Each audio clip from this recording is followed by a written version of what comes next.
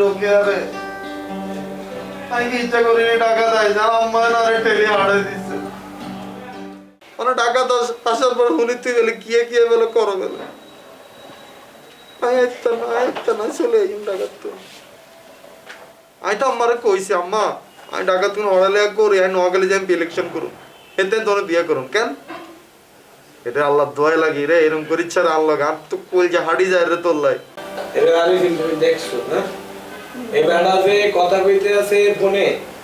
কথা কইতে আছে না কানতে কিছু বোঝা যায় মাইয়ার লগে কথা কইতে আছে মাইয়ারে প্রপোজ করতে আছে কিন্তু তার প্রপোজের এত করুণ সুর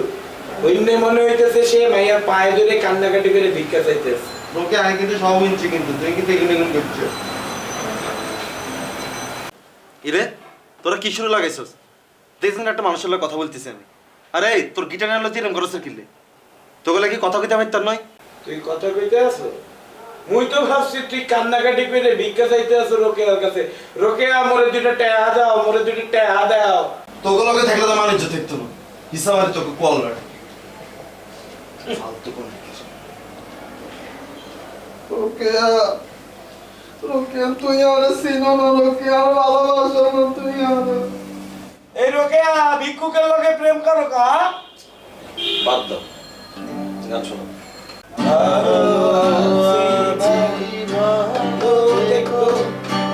আকাশের ঠিকানায় চিঠি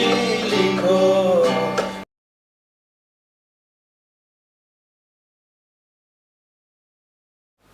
তোর সারা কি বাসুম নিলে রোকেয়া তুই আর কি তুই বুঝছ তাই তুই বুঝছ তো রোকেয়া আই কি তোর সারা বাসুম নে আই টাকা দাও পড়তে তুই নোয়াখালী কি শুরু এ বড়া এ বড়া भैया তুই কোনারে শুইছো अरे भैया আমরা আল্লাহ দয়া লাগে আমার বুকিয়ে না भैया এই রুমে ঘুমাইছিলাম भैया এত ঘুরতেছ আমি কথা কইতে পারি না भैया রোকে আপনাকে भैया আরে বড়া তুই কার পারমিশন নিছো তুই জানো তুই কার বিছানায় শুইতে আসছো अरे भैया ভাইয়ের ঘরে ভাই আইবে কি পারমিশন না লাগেনি भैया भैया আমি খুব ঝামেলার মধ্যে আছি भैया আপনারা কিছু কইেন না भैया আল্লাহ দয়া লাগে भैया তুই এখান থেকে যাও তুই আল্লাহ এই সামনা, কেরম করছ রোকেয়া এখান থেকে যাও তুই আর কথা বলতে পারছ এত কথা কি শোনো না। তোর কানে যায় কেন তুই আটটা মিনিট পারছ হিসাবে তো তোর কল বড় যায় কি বিপদে পড়লাম এই সামনা ওঠো এই তো আরো দিলি সিল্লা তো এত সিল্লা সিলি করতে হবে না আর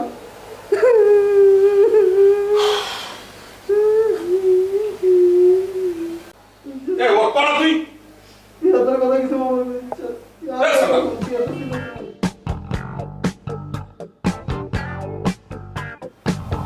হ্যালো রোকেয়া তুই এত সিল্লা সিলি হবি তুই আর কথা বল তোর আল্লাহ দোয়া লাগে রে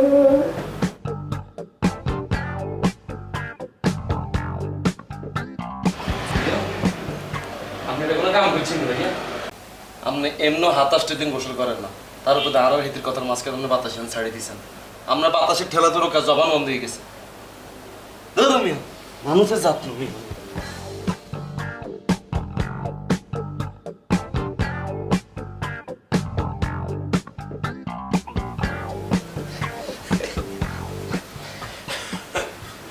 ওখান থেকে যে কোরা আসে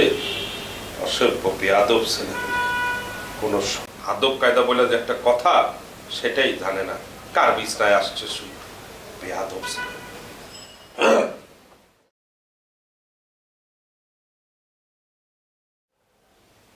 পিঁপড়া খাবে বড় লোকের ধন